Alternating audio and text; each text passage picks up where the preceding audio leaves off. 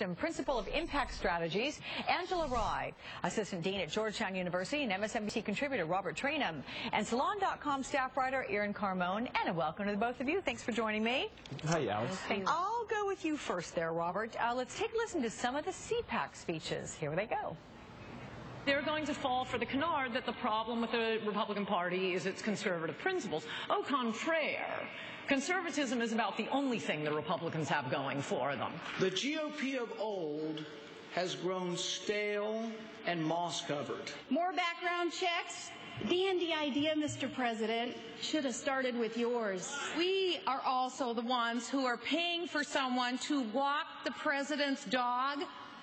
Paying for someone to walk the president's dog.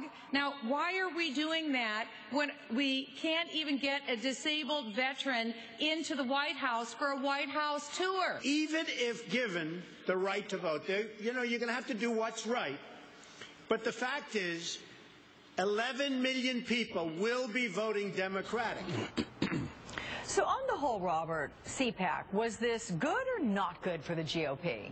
I think it was pretty good. Look, it was a great prep rally for all the neocons and the social cons and so forth that needed a bit of a pep talk. Look, there's no question about it that the Republican Party is going through some brand identity problems. There's no question about it that Republicans are being labeled as the party of no. And so to be amongst your own and to hear from individuals that just kind of pep you up and says, no, it's not about us, it's about them, from a philosophical standpoint, I think that's a good thing. Now, the question becomes is how relevant it is in political reality. And I think that's where, quite frankly, a reality check comes in, and someone like a Jeb Bush, quite frankly, someone like a Mitt Romney who spoke, who says, listen, not only should we learn from the past, but we also should learn from my mistakes. This is Mitt Romney speaking here, and Jeb Bush saying, look, we need to be realistic when it comes to immigration reform. So, in other words, it was a combination of two things, a reality check, but also a pep rally. But, Angela, overall, when you think about those at CPAC and those that, Robert's referring to right there, aren't the more extreme ones overshadowing the more moderates? No question about it. I think, Alex, when you look at what happened at CPAC, it was more like a reality TV show.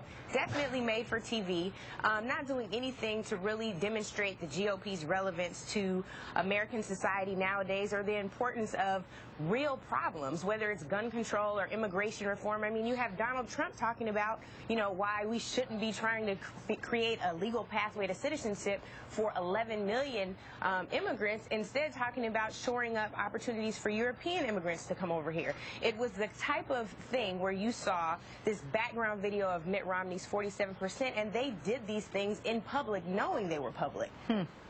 Erin, did you see an heir apparent emerge from CPAC in terms of a snapshot right now that you think could actually have legs for 2016? Well, certainly this was Rand Paul's week. Marco Rubio also had a great showing, and so did Jeb Bush. But mostly what we heard from were a lot of has-beens. I mean, you had, what relevance does Donald Trump have to the future of the party? Sarah Palin, Mitt Romney. So I think when Chris Christie isn't at CPAC, and it actually a good thing for him that he can distance himself from the sort of craziness that turned out when you have a panel on reaching out to racial minorities that gets crashed by white supremacists. I think it's hard to say that the star that is going to unite the country, let alone the party, is going to come from this conference. Okay. Robert, a little more sound here quickly from CPAC yesterday. Take a listen. Winning, winning, winning. That's winning, winning, winning. We had Ted Cruz talking right there. Here's what that reminded me of. Winning, winning.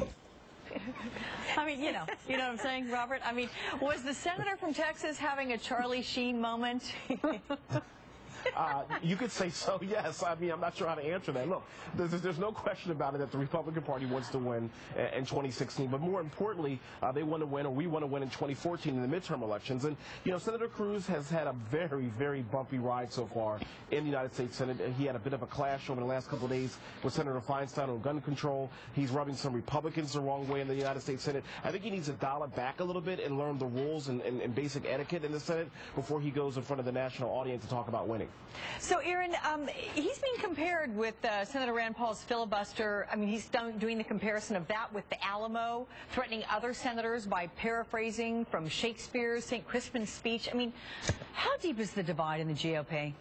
I think the last couple of weeks, particularly with Rand Paul's filibuster, have shown this deep divide between more libertarian wing, between new senators, between the Tea Party and the establishment, and frankly, I mean, when you have Mitch McConnell trying to have it both ways, I don't envy them bringing everyone together.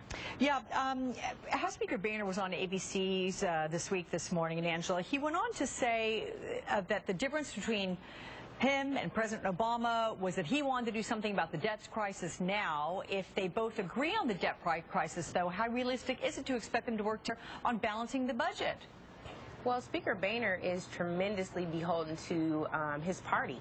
Unfortunate for Speaker Boehner, these are folks that are not willing to compromise. We're far past the days where Mitch McConnell said that he wanted to make the president a one-term, or see that the president would only be a one-term president, but they're still acting like that's an option when they're forgetting the fact that they are here to indeed find solutions and common ground to ensure compromise so that the American people can move forward in total. Instead, you have the rest of the party focusing on, a minority outreach campaign trying to tout the same tired lines, messaging and policies that just aren't going to work, with Reince Priebus announcing $10 million to going into minority communities. All right, you guys get your notepads out. We're going to race through the big threes must-reads next.